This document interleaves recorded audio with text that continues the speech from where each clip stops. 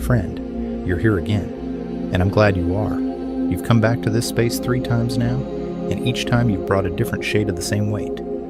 Today it's about work, about money, about the paralysis of not applying. But underneath, it's the same question you've been asking since the beginning. Let's sit with that. Because what you're calling laziness, I don't think that's what this is at all. You said you feel lazy. You said you love staying in your comfort zone with no growth. But friend, I want you to consider something. What if you're not lazy? What if you're terrified? Because laziness is a lack of care, and you care deeply.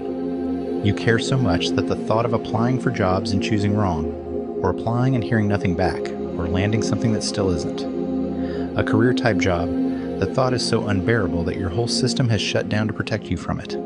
That's not laziness. That's fear dressed up in sweatpants. This pattern is old, friend. Older than you. Older than me. It's the pattern of a human being who has tied their worth to external validation, to a job title, to a paycheck, to the thing that society calls having your life together. And when that external thing disappears, when there's no job, no money, no clear next step, the whole structure wobbles.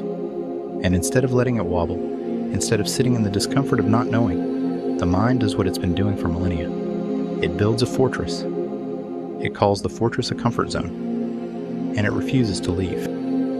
But here's what the fortress is really protecting. It's protecting you from the possibility that you'll try and fail, that you'll apply and get rejected, that you'll land something and it still won't feel like enough, that you'll move and the movement won't fix the feeling. Because if you stay still, if you stay in the comfort zone, you never have to face that. You never have to risk confirming the belief that's been sitting in the back of your mind since your last job ended.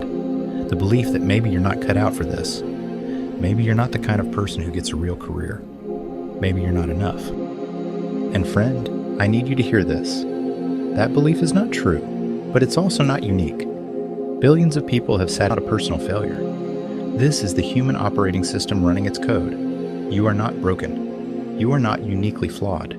You are experiencing a pattern that has played out across every culture, every generation, every person who has ever lost their footing and had to figure out how to stand again. You said your last job wasn't a career-type job, and I think that sentence is carrying more weight than you realize, because what you're really saying is this: my last job didn't count.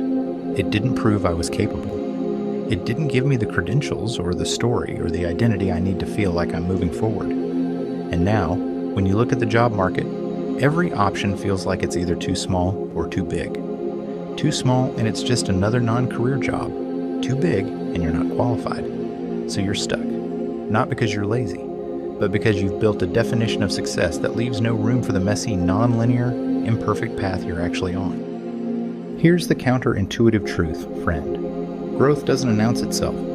It doesn't come with a job title or a salary bump or a clear before and after story. Growth whispers.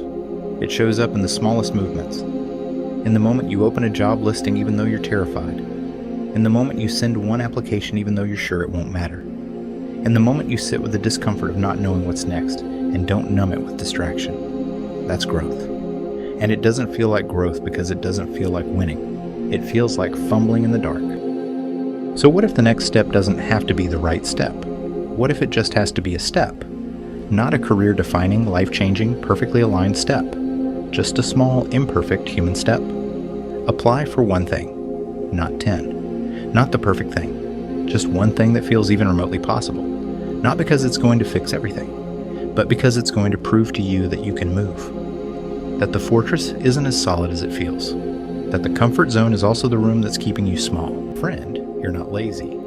You're protecting yourself from a pain you've already felt. The pain of not being enough. But the protection is costing you more than the pain ever could. Because the only way out of this room is through it. And the only way through it is to move.